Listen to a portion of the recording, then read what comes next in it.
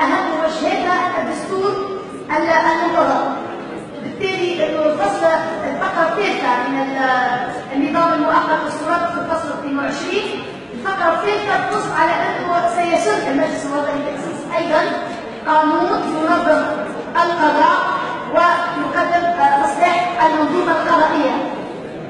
وبالتالي يقول انه ليس مجال هذا القانون المتعلق بالهيئه المؤقته للقضاء العدلي ان ينظر في اصلاح منظومه القضاء الشامله، ومن ذلك انه اللجنه نفسها في اطار الفصل 22 لم تصوت في اخذ اعضائها على مساله الغاء بعض الفصول من القانون المؤرخ في 1967 المتعلق بالقضاء. لابد من ان يحضر عدد من التوافق. سعينا في اطار اللجنه ان نعمل لقاءين مع رؤساء الكتاب، لقاءين هما حول نجمع فيهم معظم الاراء ونحدد فيه وجهات النظر. ان شاء الله الجلسه العامه تكون ايضا تتبنى هذه التوافقات يرضي جميع الاطراف، يكون مطابق للمعايير الدوليه.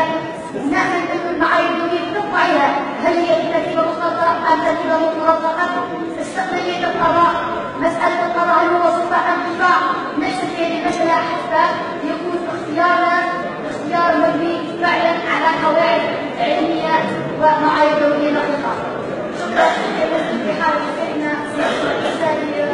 المقررات بالاضافه سيدة المقرر عن تفضلي.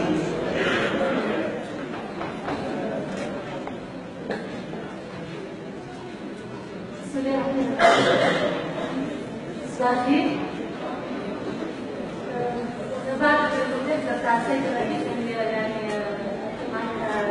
حاولت يعني كل اللقاء نحب نتاكد انه اولا المشروع انا جاي النفس شويه بالتشويش الجانبي، علاش باش نسمعوا بعضنا؟ المشروع اللي بيدينا هو ليس مشروع الحكومه، هو مشروع اللجنه.